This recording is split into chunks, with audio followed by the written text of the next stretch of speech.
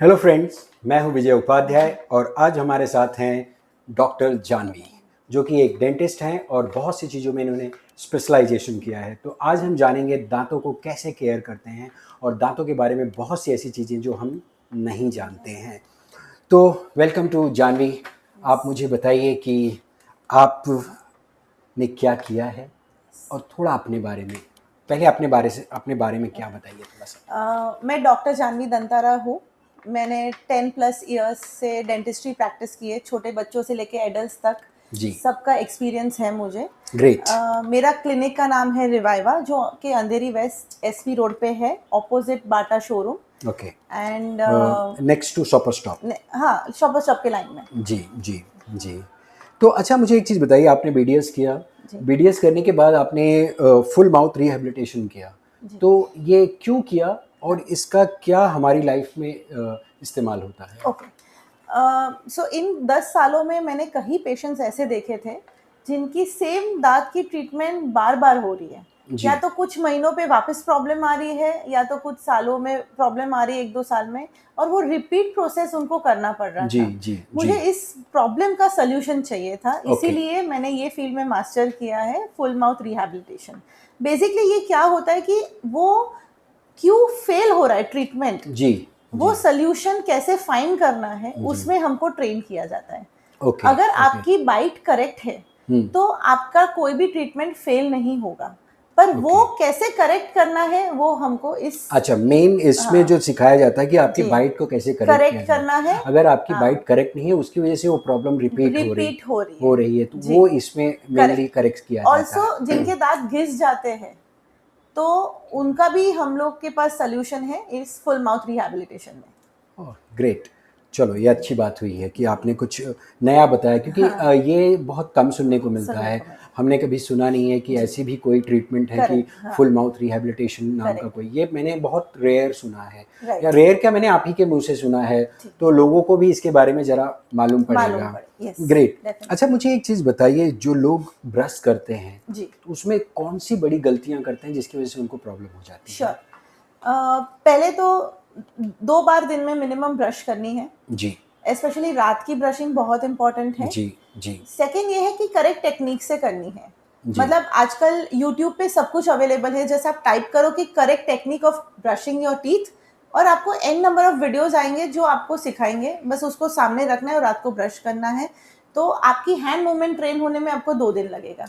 नहीं, ये तो ये लोगों के अंदर बहुत कंफ्यूजन रहता है कन्फ्यूजन है। कि कोई बोलता है कि एक बार करना चाहिए, कोई हाँ, बोलता है कि 2 बार ब्रश करना नहीं, चाहिए। इसमें कोई या दो राह नहीं है, हाँ, दो दो राय ही नहीं बार है। करना है। वो ठीक है। वो एक मंत्रा है हम्म। लाइफ लॉन्ग अच्छे दांत के लिए। अच्छा, जिनको हाँ, ब्रेसेस लगे हुए हैं वो क्या सो करें? ब्रेसेस जिनको लगे हुए हैं तो उनको हर टाइम खाने के बाद क्लीन करना है, या तो ब्रशिंग से, या तो माउथ रिंसिंग से, या तो फ्लॉसर से। अच्छा, एक इसी से मुझे एक क्वेश्चन याद आ गया जी, है कि आजकल जो एक ब्रेसेस की जगह पे दूसरा कुछ लगाते हैं, अलाइनर्स लगाते हैं। अनाइनर्स लगाते हैं, तो जी, दोनों में कोई डिफरेंस है या दोनों ही ठीक है? अलाइनर्स कैसा है कि आप खाने के टाइम निकाल रहे हो तो उसको नॉर्मल टूथ मेंटेनेंस ही लगेगा। Okay okay. जस्ट खाने के बाद आपको माउथ क्लीन करके अलाइनर्स पहनना फिर है। से पहनना है फूड मतलब? माउथ में है और आपने अलाइनर्स पहन लिए तो फिर तो डीके होना ही है। राइट, मतलब आप बट अलाइनर पहन के आप खाना नहीं खा नहीं सकते खा हो, सकते, तो बिल्कुल भी। मतलब आपको चाय निकालना कॉफी भी नहीं ले सकते नहीं हैं। ले सकते, हाँ, तो फिर तो ये तो है ये मतलब। तो नॉर्मल दांत से ही आप खाना खा रहे हो, जबकि हाँ, ब्रेसेस में क्या है कि ब्रेसेस में खाना चिपकना एक बहुत नॉर्मल बात है। नॉर्मल बात है। तो यस एक यस। वाटर फ्लॉसर आता है इलेक्ट्रिक, वो मैं सजेस्ट करती हूँ कि बच्चों को खास वो बहुत पसंद आता है कि वो मेंटेन कर सके ब्रेसेस के ओके लिए। ओके। एक्चुअली बच्चे ज़्यादा इसमें प्रॉब्लम क्रिएट करते हाँ, हैं। करेक्ट। Right right. अच्छा, मुझे एक चीज़ बताइए कि जो हम माउथ वॉश यूज़ करते जी, हैं, हाँ। वो करना चाहिए या नहीं करना चाहिए? ये सवाल उतना ही सिंपल है जितना कि अगर एक पर्सन हेल्दी है, उसके ब्लड रिपोर्ट सारे नॉर्मल है, फिर भी वो मल्टीविटामिन क्यों लेगा? जी, तो माउथ वॉश भी एक दवाई के जैसे बनाया गया बनाया था। गया था, तो राइट। आपको ज़्यादा कैविटीज़ है उसके लिए माउथ वॉश है, आपको गम्स में कुछ प्रॉब्लम है उसके लिए माउथ वॉश है, आपको मुँह में जलन है उसके लिए माउथ वॉश है। जी, तो माउथ वॉश आपको आपके डॉक्टर को पूछ के लेना है, वो एक लोग ने दवाई उसको है। एक इजी हाँ, टू वे सो के कि भाई मेरा आजकल माउथ बहुत फ्रेश रहेगा हाँ, और सो आजकल वो लिस्ट्रीन हाँ, लिस्ट्रीन कभी भी कोई डॉक्टर आपको प्रिस्क्राइब नहीं करेगा। नहीं वो करेगा, उस पर्पस के लिए बनाया नहीं गया बनाया है गया है, और मैं राइट। एडवाइस नहीं करती हूँ। अच्छा, ये जो हार्ड ब्रशिंग लोग करते जी, हैं, हाँ। वो करना चाहिए हार्ड ब्रशिंग या सॉफ्ट करना चाहिए, कैसे करना चाहिए? सो हमारे ह्यूमन के टीथ बने हैं मीडियम ब्रिसल टूथब्रश यूज करने के लिए। जी जी जी। बहुत हार्ड करेंगे तो टूथ सरफेस घिस जाएगी, Okay. और बहुत सॉफ्ट करेंगे तो सॉफ्ट टार्टर और प्लाक जम जाएगा, जो भी करेक्ट नहीं है। जी। सो हमेशा करेक्ट टूथब्रश यूज करके करेक्ट टेक्निक से मीडियम प्रेशर से ही करना है, बहुत जोर से नहीं करना है। अच्छा, जो आजकल वो इलेक्ट्रिक टूथब्रश यूज होता हाँ। है, उसके बारे में कुछ बताइए, आप करना वो चाहिए? तो इतना ही सिंपल है, जैसे हम लोग ऑटोमेटिक गाड़ी चलाते हैं और मैनुअल जी, गाड़ी जी, चलाते हैं। जी, जी। मुंबई के ट्रैफिक में आप मैनुअल चला के तो दिखाए तो पता It's चले, tough, it's आपके घुटने जाएंगे, आपका शोल्डर जाएगा। जी, तो जी। ऑटोमेटिक गाड़ी मेक्स इट सिंपल, पर आप पहुंच तो जाने वाले हैं जहाँ पहुंचना है। जी तो जी। सिमिलरली इलेक्ट्रिक टूथब्रश भी इसीलिए बनाया गया था कि जैसे मेंटली रिटार्डेड पेशेंट्स हैं, जिनका कोई केयर टेकर है, स्ट्रोक पेशेंट्स है, जो किसी कोई और उनको ब्रश करके दे रहा है, या खुद के हाथ में इतनी शक्ति नहीं है ब्रश करने की, right. तो उनके लिए इलेक्ट्रिक बनाया गया है। बट वो ऐसा नहीं है कि खाली वो लोग यूज कर सके, नॉर्मल लोग भी यूज कर सके। मेन मंत्रा है कि ब्रशिंग से आपके सब कॉर्नर्स क्लीन होने चाहिए। ग्रेट। अच्छा, मैं तो थोड़ा फिटनेस से रिलेटेड बंदा हूँ, तो मैं कुछ और भी पूछना चाहता हूँ कि मेरा भी कुछ पर्पस निकले इसमें। मैं कोशिश करूंगी जी जी। मैच होने की। यस, मैं चाहता हूँ जैसे फिटनेस और डेंटल हेल्थ का कोई कनेक्शन है? जी। सो फिटनेस का आज का बेसिक मंत्रा है, फिटनेस इक्वल्स टू फूड। जी। अगर आप करेक्ट फूड, जैसे हेल्दी फूड, जैसे फ्रूट्स है, सैलेड्स है, यस, अच्छे से चबा नहीं पाओ, करेक्ट, तो वो अच्छे से डाइजेस्ट नहीं होंगे। अगर पूरा पूरा पीस पेट में जा रहा है तो वो डाइजेस्ट नहीं हो रहा है, उसके न्यूट्रिशन आपको मिल नहीं रहे हैं। जी जी। तो फर्स्ट है कि फूड अच्छे से चबाना, उसमें भी आपके दांतों की केयर सबसे बेसिक है, क्योंकि वो ही एक है जो चबा रहा है। Right right. एंड हाँ जी, और एक चीज़ मैं जानना चाहता हूँ, जैसे फिटनेस की तो बात हो ही रही है, तो फिटनेस में लोगों का बहुत इंपॉर्टेंट रोल, मतलब फिटनेस में बहुत इंपॉर्टेंट रोल आपका फूड का होता है। जैसे फॉर एग्जांपल लोग बहुत सारे वे प्रोटीन्स लेते हैं, एनर्जी ड्रिंक्स लेते हैं, तो इनका क्या असर होता है हमारे दांतों में? ओके, सो वे प्रोटीन्स है या कोई भी एनिमल बेस्ड प्रोटीन्स है, वो अपने लिए बहुत ज़रूरी है। बट उसका क्या इशू आ रहा है कि उसके पार्टिकल साइज जो है वो अपने दांत पे चिपक जाते हैं। So it is very important कि आप खुद के दांत को क्लीन रखें आफ्टर टेकिंग द प्रोटीन।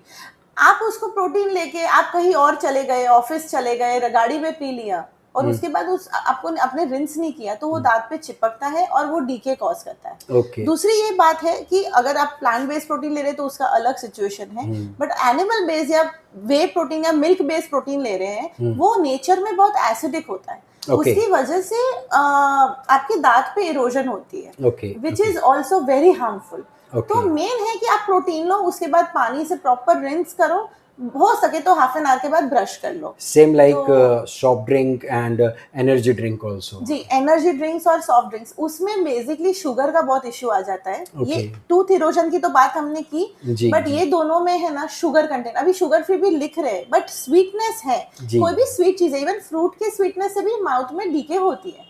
तो स्वीटनेस मुंह में रखना बहुत गलत बात है। सो वो कैविटीज करते हैं, इसीलिए आपको रिंस करना इंपॉर्टेंट है। मतलब आप ले सकते हो, कोई प्रॉब्लम नहीं है, बट अपने इसके बाद अपने माउथ को रिंस, मतलब अपने माउथ को क्लीन करो, या आप थोड़ा सा गार्गल कर लो, या और हाफ एन आवर के बाद ब्रश करो, तुरंत ब्रश मत कीजिए। ठीक, मतलब आपको ये सब लेने का तुरंत ब्रश नहीं करना है, तुरंत ब्रश कभी रिंस कर लो, मतलब आप गार्गल कर लो, गार्गल करने के बाद आप जो सिंपल लैंग्वेज हम बोलते हैं अपने यहाँ, ठीक है। अच्छा, मुझे बताइए कि लोगों के टूथ में जो सेंसिटिविटी बढ़ जाती है, सेंसिटिवली, वो क्यों बढ़ती है, क्या रीजन है उसका? सो जैसे हम लोग, कभी आप बाल कटाते हो तो आपको दर्द हो रहा है, बॉडी का कुछ पार्ट कट रहा है ना, तो दर्द होना चाहिए, नहीं होता है। सिमिलरली जो अपने टूथ का व्हाइट पोर्शन है, जिसको हम इनेमल बोलते हैं, जी, ओके, वहां पे सेंसेशन नहीं रहती है, ओके, बट कोई रीजन से, जैसे कैविटी की वजह से, या दांत फ्रैक्चर होने की वजह से, या तो दांत गलने की वजह से, जैसे टूथ इरोजन की वजह से वो ऊपर की लेयर निकल जाती है दांत की, तो नीचे का डेंटिन एक्सपोज हो जाता है, जो थोड़ा सा येलोइश होता है। आपने देखा होगा कई ओल्ड एज लोगों के येलो हो गए दांत, तो वो जो एरिया है ना, वहां पे नर्व सेंसेशन रहती है, और ठंडे से, गर्म से या मीठे से वो सेंसिटिविटी हो सकती है। तो जो प्रॉब्लम से आपको वो हुआ है, वो ट्रीट करना इम्पोर्टेंट है। इसका एक मंत्रा नहीं है कि टूथ सेंसिटिविटी है राइट तो राइट, बहुत सारे रीजंस हो बहुत सकते हैं। सारे रीजन है, उस हिसाब से ट्रीटमेंट आपका डिफरेंट होता है। Okay okay. हाँ। अच्छा, लोगों को एक बहुत शिकायत रहती है कि उनके ब्रेथ में स्मेल होती है, जी। बैड ब्रेथ, हाँ। उसका क्या रीजन है? अगर आप बैड ब्रेथ के बहुत सारे रीजन है, अगर आप डेंटल रीजन मुझे पूछ रहे जी, हैं तो जी। दो है। फर्स्ट रीजन ये है कि आपके गम्स में इन्फेक्शन है, कोई भी, या तो डीके बहुत ज्यादा है कि पस फॉर्म हो गया है टूथ जी, में, जी। उसका स्मेल आता है। Okay, number one. Number okay. Two है कि आपकी टंग क्लीन नहीं है। अगर डेंटल रीजन नहीं सोचेंगे तो बहुत ज्यादा कोल्ड या साइनोसाइटिस होता है, उन लोग को भी स्मेल आ सकती है। जी। या तो कोई लोग हैं जिनको डाइजेस्टिव इश्यूज है, जो खाना पचाने की शक्ति की जो कंप्लेन्स है, उनको भी बैड ब्रेथ का प्रॉब्लम हो सकता है। अच्छा, इसको ठीक कैसे करें? हाँ, so dental reason dentist treat करेगा आपका और जी। वो ठीक हो जाएगा। बट जो ये रीजन है, जैसे मैंने आपको बोला कि एक होलिस्टिक अप्रोच लाइफ का बहुत जरूरी है। तो जैसे साइनोसाइटिस से एक ईएनटी और डेंटिस्ट मिलके वो प्रॉब्लम ट्रीट कर सकते हैं। एक गैस्ट्रोलॉजिस्ट और डेंटिस्ट मिलके आपका गैस्ट्रिक इश्यू सॉल्व करके दांत का भी जो नुकसान हुआ है वो रिपेयर करके आपका वो सॉल्व कर सकते हैं ग्रेट प्रॉब्लम। Great great. अच्छा, क्या जो कैविटी होती है वो सिर्फ बच्चों में होती है, बड़ों में भी होती है? और बच्चों में होती है तो क्यों ज़्यादा होती है? क्या सिर्फ बच्चों को भूख लगती है? नहीं नहीं, ऐसा तो नहीं है, भूख तो खाना मुझे तो बहुत लग सभी रही खा रहे है। जी। खाना सभी खा रहे हैं, and if you are eating food तो आपको खाना चबाने के मशीन को भी मेंटेन करना ही Right, पड़ेगा। right. तो चाहे बच्चे का छोटे साइज का दांत हो या बड़ों का बड़ा साइज का दांत, it doesn't make a difference. दांत का स्ट्रक्चर सेम ही है, आपको उतना ही ख्याल रखना है। और कैविटीज दोनों में हो सकती है अगर ख्याल न रखा तो। बच्चों को तो डांट के भी हम ब्रश करवा ले, बड़ों को कैसे ब्रश करवाए? Right right. अच्छा, ये जो टीथ वाइटनर होता है वो सेफ होते हैं? ओके, सो टीथ वाइटनिंग एक प्रोसीजर है जो आइडियली एक डेंटल क्लिनिक में होना चाहिए। जी जी। जिनके इफेक्ट्स लाइक रिजल्ट आपको लॉन्ग लास्टिंग भी मिलेंगे।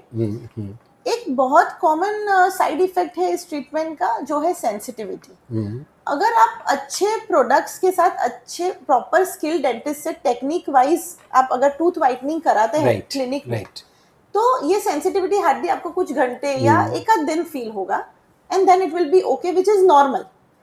अगर आप अच्छे प्रोडक्ट्स यूज नहीं कर रहे हैं, टेक्निक राइट नहीं है, तो वो टूथ सेंसिटिविटी ज्यादा हो सकती है। आजकल लोग मैंने देखा है कि वो कुछ लाइम और बेकिंग सोडा यूज करते हैं, जी। जैसे यूट्यूब पे देख के आप कुछ बता रहे हैं। सो आजकल ये रील्स बहुत आ रहे हैं कि लाइम और बेकिंग सोडा को मिक्स करके टूथपेस्ट की जगह लग के पूरा दांत घिस देते हैं। जी सो जी। दो चीजें हैं इसमें। लाइम अपने को पता है बहुत एसिडिक है, Yes, तो वो टूथ इरोजन करता है। और जो बेकिंग सोडा है उसके पार्टिकल्स बहुत बड़े हैं, वो पूरा दांत हमारा अब्रेजन कॉज करता है, जिसको बोलते हैं दांत घिसना।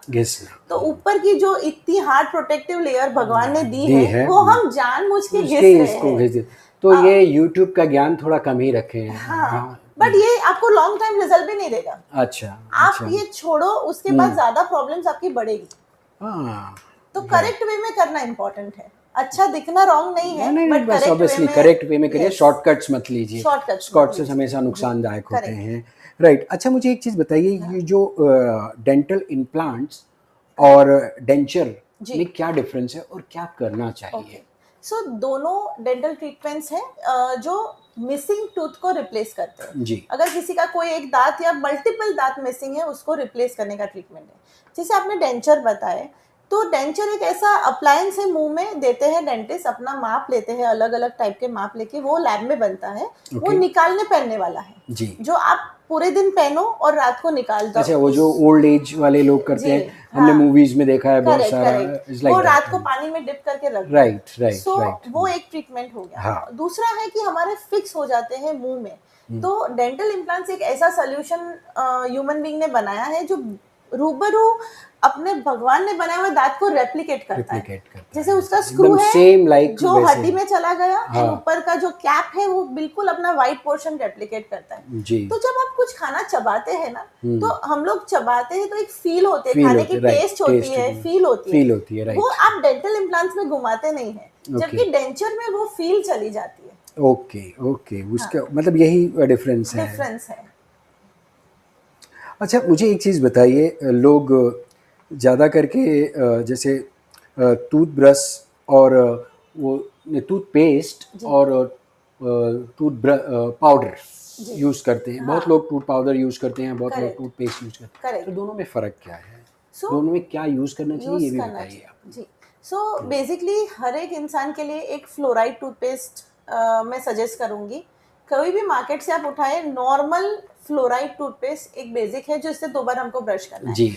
अगर वो टूथपेस्ट बहुत फैंसी है कि कलरिंग एजेंट्स आ गए या तो आपका नमक वाला टूथपेस्ट आ गया या तो चारकोल वाला टूथपेस्ट, आजकल जो बहुत कमर्शियल एड्स आ रहे हैं जी, उसका वापस पार्टिकल साइज बढ़ जाता है जो दांत को अपडेट करता है। स्टार्टिंग में आपको लगेगा अरे वाह मेरे आज दांत बहुत वाइट हो गए, ये तो टूथपेस्ट बढ़िया है, बट अगर वो स्टॉप करके आप देखेंगे 1 महीने के बाद तो कहीं जगह पे सेंसिटिविटी इश्यूज आ सकते हैं क्योंकि वो दांत को घिसता है, तो विच इज नॉट करेक्ट। और टूथ पाउडर भी सेम, वो बहुत अब्रेसिव है टूथ के लिए, वो नहीं यूज करना चाहिए।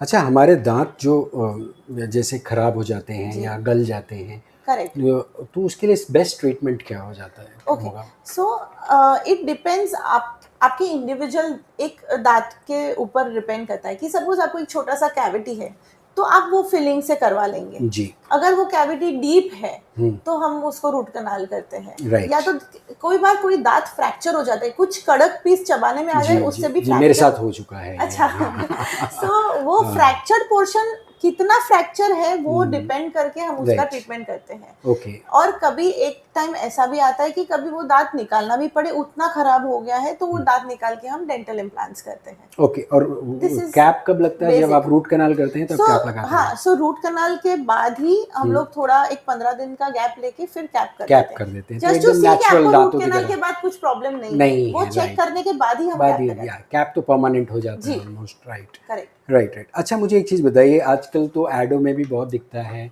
कि चारकोल आपके टूथपेस्ट में है या नमक आपके टूथपेस्ट में है, तो ये इतना इफेक्टिव है या कि बस ऐड कर रहे हैं? जरूरी नहीं है, ऐसा कोई जरूरी नहीं है कि उसके बिना भी दांत अच्छे नहीं रह सकते। अच्छा, मतलब उसका बस एक लाइन ऑफ प्रोडक्ट जो एक कमर्शियल कंपनी ने निकाला जी, थोड़ा सा कुछ ऐड ऑन करने के लिए। राइट। चारकोल का ऐसा कोई बहुत रोल प्ले नहीं होता है ना, टूथ वाइटनिंग करता है बेसिकली, ये मैं गलत नहीं बताऊंगी आपको, बट इसका प्रॉब्लम ये है कि ये दांत को घिस के टूथ वाइटनिंग कर रहा है। अच्छा, जो दांत का एक लेयर लेयर नहीं करेंगे, बट वो जब तक आप यूज कर रहे हैं तब तक है। ठीक। अच्छा, एक चीज और मैं जानना चाहता हूँ, लोग च्युइंगम से भी डेंटल हेल्थ को रिलेट करते हैं, क्या च्युइंगम डेंटल हेल्थ के लिए अच्छा होता है? हाँ भी नहीं भी जी, उसका रीजन? क्योंकि शुगर फ्री च्युइंगम्स हम लोग खुद प्रिस्क्राइब करते हैं ऐसे पेशेंट्स को जिनकी थूक कम बनती है। ऐसे कई पेशेंट्स हैं जैसे कैंसर पेशेंट या कई दवाइयाँ ऐसे हैं जो थूक कम कर देते हैं। थूक है ना अपने दांत के नेचुरल क्लीनर है, वो होना जरूरी है, ठीक है? वो थूक बनने के लिए हम उनको बोलते हैं शुगर फ्री च्युइंगम्स आप यूज करें। बट आजकल जो यंगस्टर्स फैशन के लिए और कर रहे हैं तो वो बहुत गलत है। क्यों? क्योंकि उस शुगर सोल्यूशन में पूरा मुंह आपका हर एक 32 दांत वो कोटेड है जब तक आप च्युइंगम चबा रहे हैं, तो वो बहुत गलत है। अच्छा, एक छोटा सा है, इलेक्ट्रिक ब्रश या manual tooth brushing? Electric toothbrush इसे छोटे में बताइए मुझे कि दोनों में क्या जरूरी है। अगर आप हेल्दी हो, आपके हाथ पैर ठीक चल रहे हैं तो मैनुअल ब्रश से भी मैनेज कर सकते हो। जरूरी नहीं है कि हेल्थ केयर महंगी चीजों से ही होगा। Yes, okay. आप इलेक्ट्रिक टूथब्रश बाय करेंगे वो मैनुअल से काफी महंगा है, बट अगर आपको आपके बच्चे खास करके अगर एंकरेज नहीं है यूज करना टूथ ब्रशिंग करने के लिए, तो इलेक्ट्रिक टूथब्रश दिलवाइए कि वो थोड़ा मोटिवेट हो जाए। हाँ, ऑल्सो कई पेशेंट्स है मेंटली रिटार्डेड है, पार्किंसंस है, स्ट्रोक पेशेंट्स है, जिनकी केयर कोई और करता है, वो इलेक्ट्रिक टूथब्रश से उनका डेंटल हाइजीन मेंटेन करते हैं। ग्रेट। अच्छा, चाय या कॉफी? कॉफी। अरे भाई, चाय कॉफी पूछ नहीं रहा हूँ मैं आपसे। मैं चाय और कॉफी नहीं पूछ रहा हूँ आपसे, मैं ये पूछ रहा हूँ कि आप दांतों के लिए चाय अच्छा होता है, कॉफी अच्छा होता है, या दोनों में से कोई भी नुकसान नहीं करता है?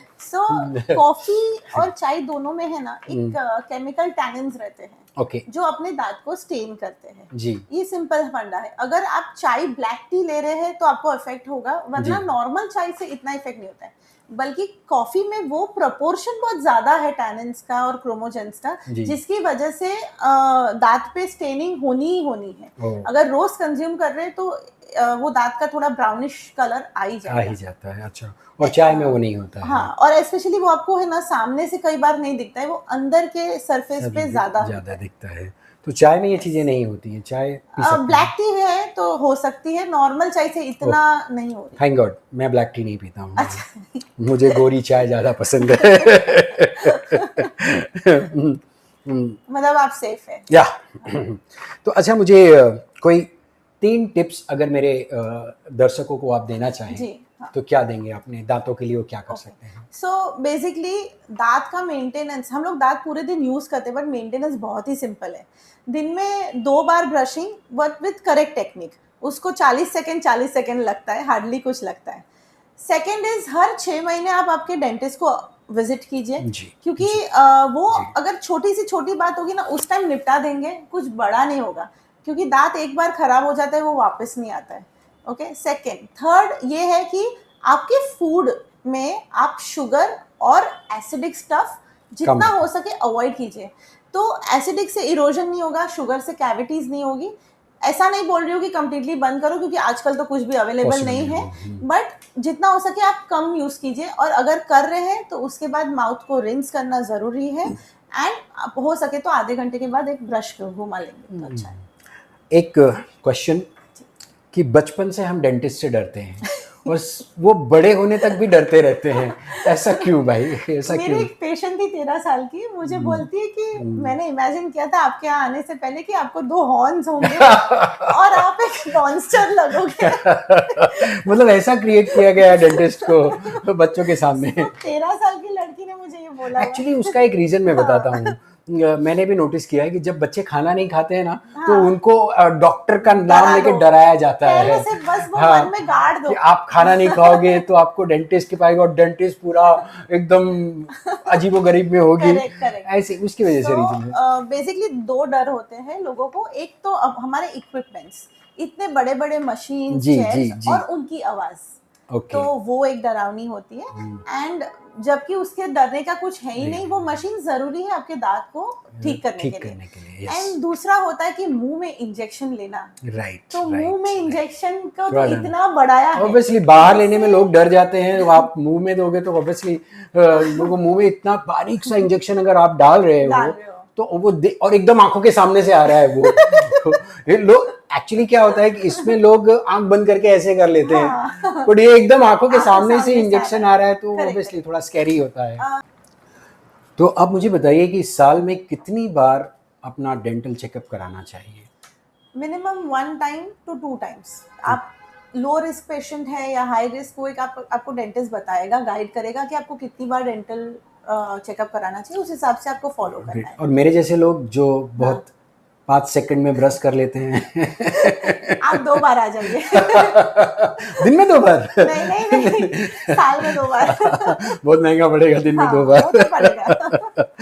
तो ये रही हमारी बातचीत डॉक्टर जानवी धनधारा के साथ में। तो जानवी जी ने बहुत अच्छे से सारी चीज़ें एक्सप्लेन की हैं। जो आपके दांतों के बारे में जानवी जी ने बताया है, आप उस पर ध्यान दीजिए। और अगर आपको कुछ और भी जानना है तो जानवी जी के पास आप आके कंसल्ट कर सकते हैं, वो आपको बहुत अच्छे से गाइड करेंगे आपके दांतों के बारे में। तो thank you so much Janvi ji, मेरे साथ बातचीत करने के लिए और मेरे दर्शकों को बहुत सी इंपॉर्टेंट बात बताने के लिए। Thank you so much. Thank you for coming. You're most welcome.